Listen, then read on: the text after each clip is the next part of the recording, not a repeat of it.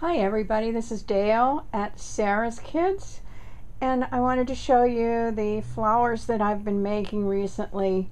My friend Barbara, who doesn't do anything fussy, sent me this site because she knew I would like it, and it shows you how to make these flowers, which are called Kanzashi. I believe that's the way you say it, I don't know.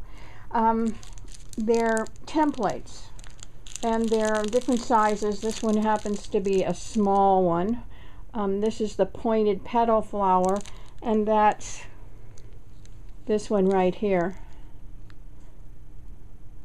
And let's see, I have the large pointed flower, which is this one. And then I have the pointed petal, which is this one. But if you go to the site that she gave me, which is joggles.com, I'll put it below, they have wonderful tutorials about how to make these flowers. But I wanted to show you what I had done and give you some hints that I had discovered. They used cotton. I used organdy, and then I also used some taffeta. And I like the way they came out. On the website they use different colors for each petal. I didn't care for that.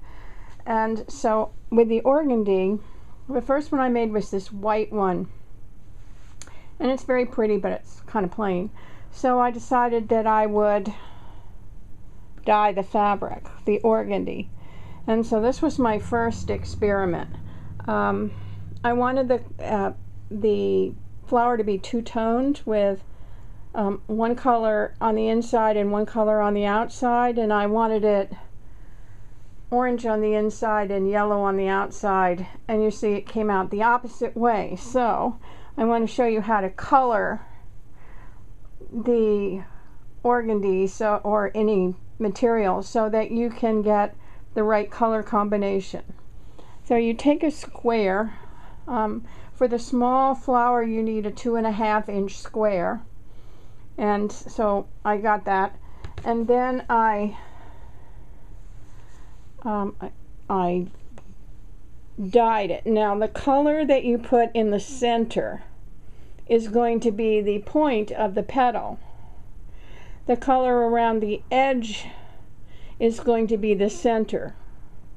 Does that make sense? So when I did this one that came out the wrong way, I had the yellow on the outside and the orange on the inside, and that's why I have orange petal points and yellow on the inside. So I did it again, and I've got strings everywhere. And this one is more yellow on the edge and more orange on the inside. And then I started this one. This one has green on the inside and yellow on the outside, and I'm in the middle of making this, so I thought I'd show it to you as we go. Here is you fold the material, whatever it is, in half, and then you cut the template out. So whatever's on the outside is going to be in the center of the flower. Just remember that. I used some really pretty antique buttons for the centers. These buttons came off of a jacket that I bought at the Goodwill, and I cut the buttons off and I gave the jacket back to the Goodwill.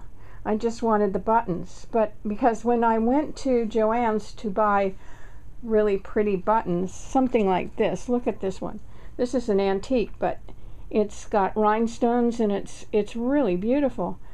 These buttons were like $10 for two. So it's cheaper to buy a $5 jacket at the Goodwill, cut the buttons off, give the jacket back, and you have some nice buttons. So that's where these came from, and I think they look really nice. They're the right size. This button which is gorgeous. I got at I think at the flea market, and they only had 2, and I'm sorry because it's a beautiful button and it makes a great flower center. But anyway, these are my dyed flowers, and I just used distress inks to color these. You can get these templates at Joggles, and they have wonderful tutorials on how to make them. They also sell silk material, which you can dye with the distressed inks or with any fabric dye. I haven't tried it with silk yet, but I surely will. I hope you like the flowers and enjoy the video. Thanks.